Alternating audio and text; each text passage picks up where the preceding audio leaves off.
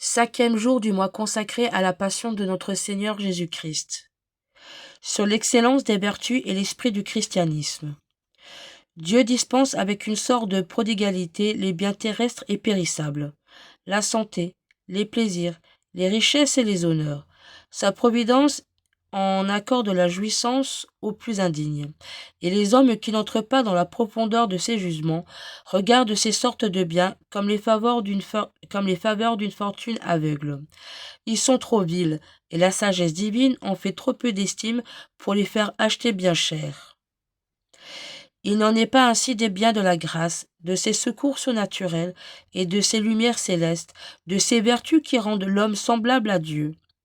Dieu a voulu que le sang de son Fils en fût le prix, et qu'elle ne fût communiquée qu'à ceux qui lui sont unis comme les membres le sont à leur chef.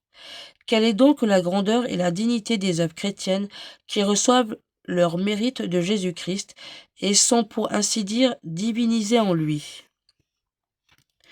Jésus-Christ est le tronc d'un grand arbre, les chrétiens en sont les branches.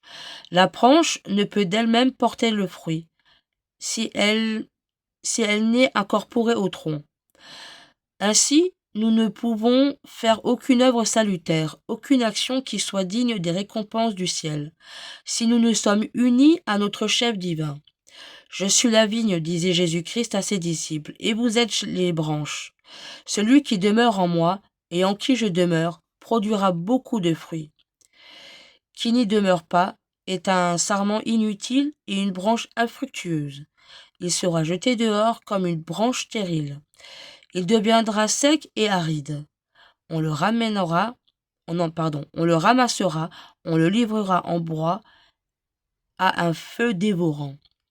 Nous ne pouvons donc avoir aucune vertu ni mérite qui ne découle du cœur de Jésus-Christ avec son sang précieux. Pour être doux et humble à son exemple, pour être charitable, patient, mortifié, nous devons être revêtus de lui et transformés en lui. Et comme dans l'état de grâce, nous ne vivons pas. C'est lui qui vit en nous. Les œuvres produites en cet état sont ses œuvres plutôt que les nôtres. Voilà ce qui faisait dire à saint Paul que nous sommes des morts à l'égard des biens de ce monde, et que la vie que nous avons acquise est cachée en Dieu avec Jésus-Christ. C'est-à-dire que la vie que nous tenons de Jésus-Christ, cette vie surnaturelle, cette vie de charité, de patience et d'humilité, tout intérieure est voilée aux yeux des hommes. Elle est cachée en Dieu, parce qu'elle nous détache des créatures pour nous unir et nous attacher à Dieu seul. Elle est cachée avec Jésus-Christ parce que la vie nous vient de lui, que nous n'avons de force et de vigueur que celle qui nous vient de la croix, et nous est inspirée par notre chef qui opère secrètement en nous pour nous faire opérer comme lui. Cette précieuse vérité se montre encore mieux avec le sacrement adorable que Jésus-Christ a institué pour unir les membres à leur chef. Je suis, dit-il, le pain qui donne la vie au monde. Quiconque mangera de ce pain recevra le germe de l'immortalité et le gage d'une vie éternellement heureuse. Ce pain est ma chair qui sera immolée pour le salut du monde.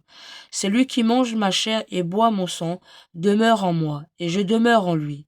Nous demeurons l'un dans l'autre par une société intime de sentiments, par une charité mutuelle et par une affection réciproque.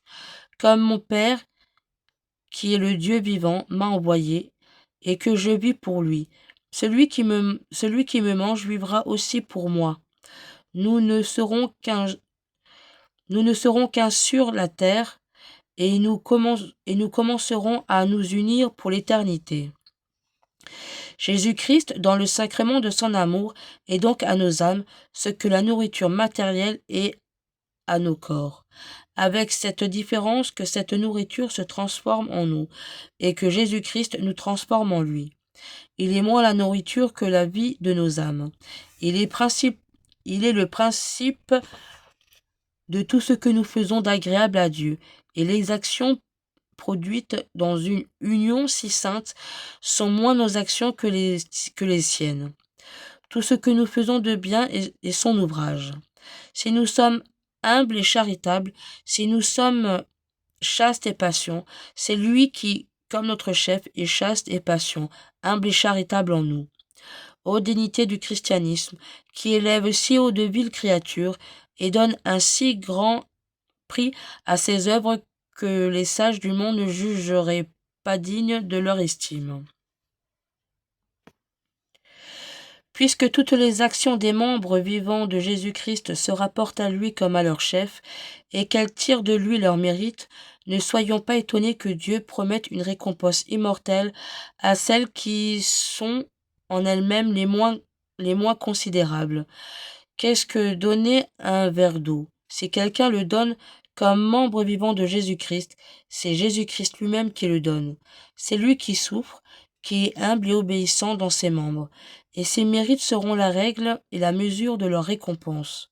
Serait-il étonnant que les anges de Dieu eussent les yeux ouverts sur toutes les démarches et tous les mouvements d'un chrétien, comme on rapporte qu'un ange comptait les pas d'un ermite qui, par mortification, allait à une fontaine puiser de l'eau? Saint Paul n'a-t-il pas raison de nous recommander de rapporter à la gloire de Dieu nos moindres actions? Soit que vous buviez, soit que vous mangiez, soit que vous fassiez quelque autre action que ce puisse être, faites-le en vue de Dieu et pour sa gloire. C'est que Jésus-Christ énoblit nos moindres actions et qu'elles participent au mérite du sang précieux qu'il a répandu pour nous. Que la croix de Jésus-Christ nous découle tout le mérite de nos œuvres. Règle donc le jugement que nous devons emporter. Les hommes estiment les richesses et les biens que la terre produit. Et ce n'est qu'un amas de pourriture qui rentre bientôt dans la poussière d'où il est sorti. Il admire les actions des héros du monde, les prodiges de la valeur, de la sagesse, de la grandeur humaine, et rien de tout cela n'a de suite au-delà de cette vie. Et toutes ces belles actions, mortes aux yeux de Dieu, s'ensevelissent dans le tombeau de ceux qui les ont produites. Au lieu que les moindres actions que Jésus-Christ aura cultivées et arrosées de son sang, les vertus chrétiennes les plus obscures seront immortelles. Elles triompheront du temps.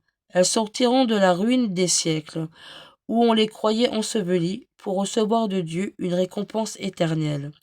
C'est alors que ces humbles chrétiens, qui se revêtissent de la mortification de leur chef, ces chrétiens pauvres et sans aucune distinction aux yeux du monde, seront comblés de bonheur et de gloire, et entreront dans l'héritage des enfants de Dieu.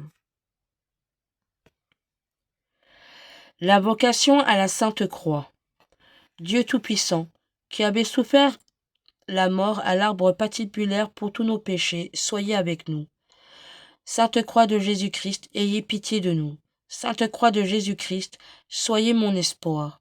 Sainte Croix de Jésus-Christ, repoussez de moi toute arme tranchante. Sainte Croix de Jésus-Christ, versez en moi tout bien. Sainte Croix de Jésus-Christ, détournez de moi tout mal. Sainte Croix de Jésus-Christ, faites que je parvienne au chemin du salut. Sainte Croix de Jésus-Christ, repoussez de moi toute atteinte de mort.